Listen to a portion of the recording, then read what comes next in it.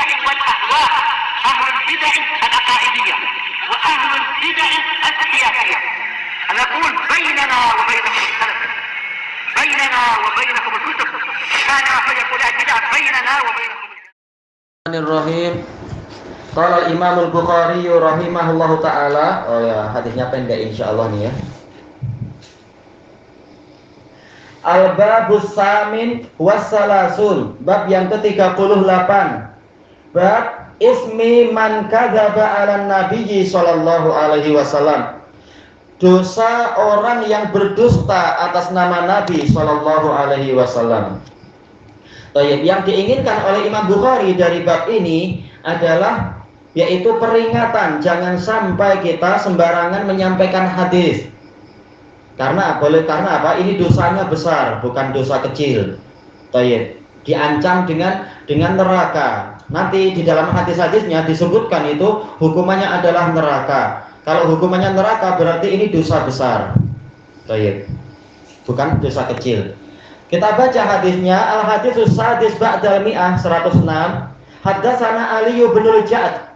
Qala haddatsana akhbarana Syu'bah. Qala akhbarani Mansur. Qala sami'tu Rib'i ibn Hirash yaqul sami'tu Aliyan radhiyallahu anhu yaqul qala an-nabiy sallallahu alaihi wasallam la takdzibu alai, janganlah kalian berdusta atas namaku. Fa innahu man kadzaba alayya falyali jinnar, karena barang siapa berdusta atas namaku hendaknya dia masuk ke dalam neraka.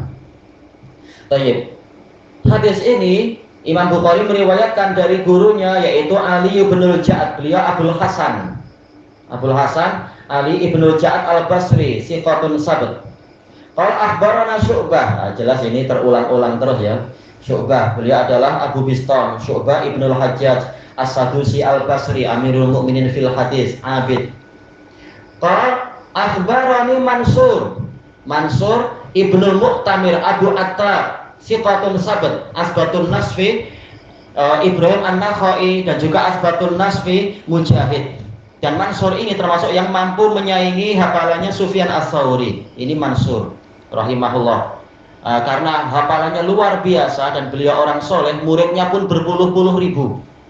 Pernah suatu ketika ya karena muridnya terlampau berdesak-desakan, syekhnya wafat karena terhimpit tak mampu bernafas, kasihan, mati di majelis ilmu rahimahullah. Qala sami'tu Rib'i bin Hirash Abul Hasan Al-Kufi rahimahullah, siqah. Muttafaqun ala siqatih, disepakati beliau siqah, Kufi. Yaqul sami'tu Aliyan yaqul. Ini hadis pertama kali yang diriwayatkan oleh Imam Bukhari secara bersanad di dalam Sahih Bukhari ke Ali bin Abi Thalib. Ali Abul Hasan, kunyahnya Abul Hasan, julukannya adalah Abu Turab. Istilahnya julukan ke apa al-muhim.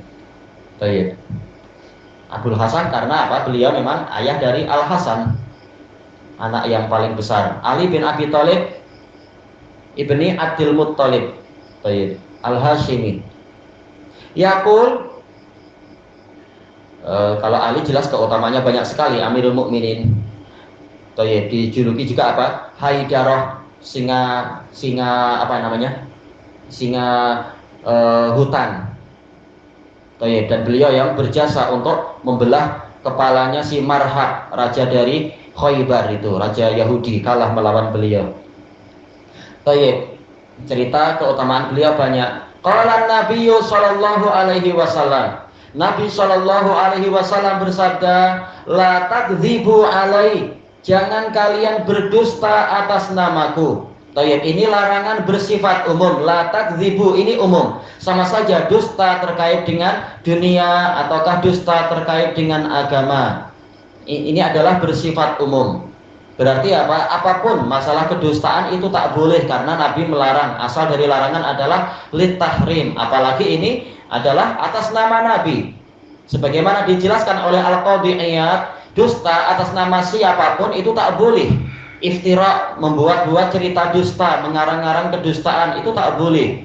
Apalagi atas nama Nabi, yang mana beliau ini adalah pembawa syariat. Beliau inilah yang menjadi sunnah, yang mensunnahkan, menjadi teladan di dalam beragama. Makanya bahaya sekali kalau seseorang menisbatkan sesuatu, ini riwayat Bukhari, padahal dicari di Bukhari tak ada. Ini riwayat Muslim, dicari di Muslim tak ada. Ini dusta. Tayyib, hadisnya palsu dipakai-pakai. Tayyib, dan seterusnya itu diriwayatkan oleh Bukhari. Nabi menyebutkan keutamaan ziarah pada hari Selasa dan hari apa disebut-sebut kalau tak salah itu. Padahal tak ada dalam Bukhari. Kecuali kalau dia masuk Bukhari dalam riwayat yang entah buku apa, jelaskan, jangan menipu. Nah itu palsu. Iya. Tapi itu fitrah manusia memang cinta pada tanah air. Tapi itu bukan hadis.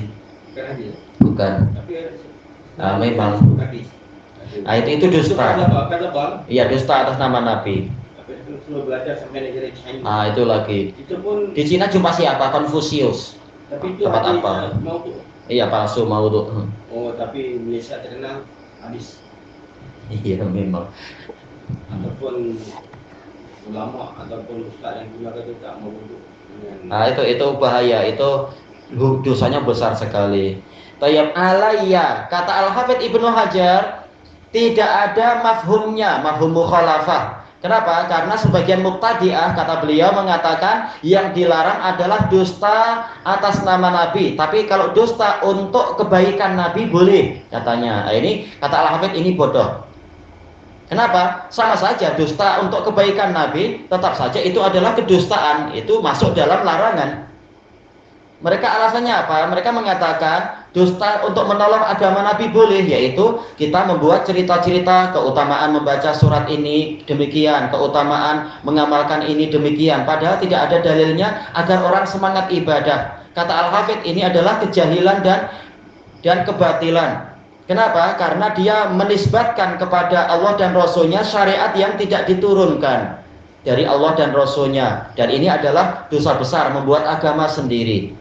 Ya, padahal Nabi tidak mengajarkan itu, walaupun fadhailul a'mal. Kalam Al-Hafidz bagus di dalam syarah hadis ini, dan juga di dalam kitab beliau apa itu Tabyinul Ajab, ketika membahas masalah dhaifnya hadis-hadis di keutamaan bulan Rajab, Al-Hafidz Ibnu Hajar. Tayyib.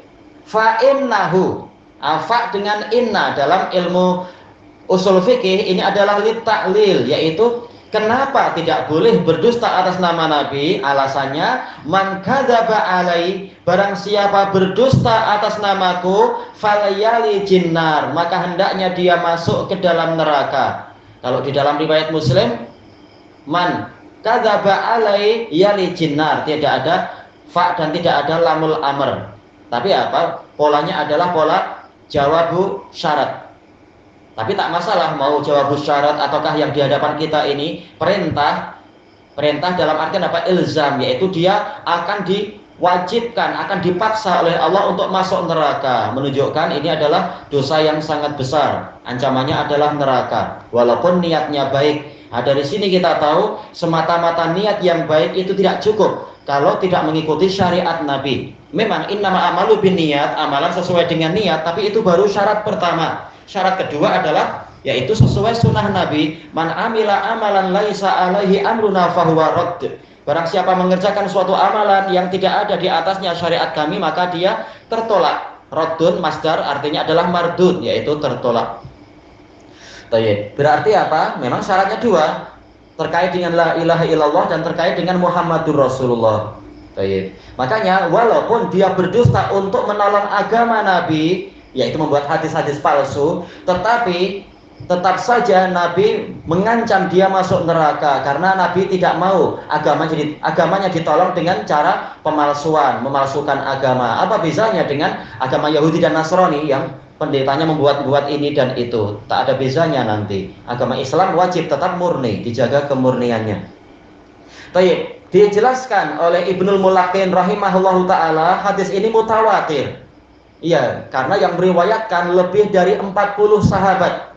Bahkan Al-Hafidz Ibnu Hajar mengatakan setelah dikumpulkan banyak sekali oleh Al-Maqdisi dan lain-lain para ulama banyak sekali, sebenarnya sampai diriwayatkan oleh 200 sahabat. Hanya saja ya kebanyakannya dhaif dan dhaif jiddan. Tetapi yang boleh dihasankan, yang sahih dan yang boleh dihasankan itu kurang lebih memang 40. 40 pun sudah banyak sekali. Satu hadis pun cukup kalau dia sahih, apalagi sampai 40 hadis. Baik.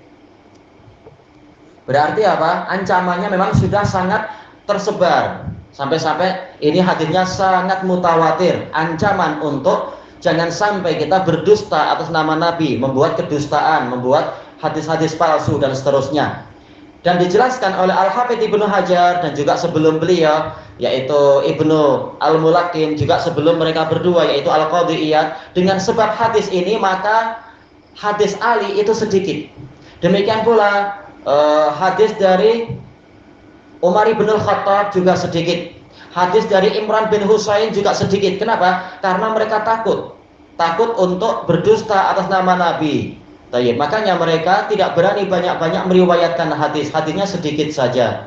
Tetapi dijelaskan oleh para ulama, seandainya kita melihat ke hadis-hadis yang lain, tahulah kita bahwasanya yang diancam adalah yang berdusta dengan sengaja, sebagaimana dalam riwayat-riwayat yang berikutnya itu, muta'ammidan, dengan sengaja. Jadi kalau tidak sengaja dia dimaafkan, karena Allah Ta'ala telah berfirman di akhir-akhir Al-Baqarah menukilkan ucapan kaum mukminin, Rabbana la tu'akhidna in nasina au akhtana. Wahai Rabb kami, janganlah engkau menyiksa kami apabila kami lupa atau tidak sengaja bersalah. Jadi kalau tidak sengaja dia menyangka hadisnya sahih, ternyata apa? Ternyata ada rawi yang pendusta, dia tak tahu. Ini dimaafkan yang seperti itu. Yang penting dia sudah berusaha meneliti, bukan hati bulail, sekedar pencari kayu bakar di malam hari, apapun yang ada langsung copy paste. Ini salah sendiri, dia tidak teliti.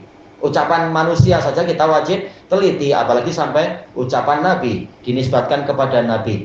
Intinya adalah di dalam penyampaian ilmu kita wajib berhati-hati untuk menisbatkan perkara-perkara kepada Nabi Muhammad SAW tanpa kita menelitinya lebih dulu. Inilah inti dimasukkannya hadis ini di dalam Kitabul Ilm. Ilahuna wallahu a'lam. Subhanakallahumma wa bihamdika la ilaha illa anta astaghfiruka wa atubu ilaik. Walhamdulillahirabbil alamin. Jazakumullahu khairan.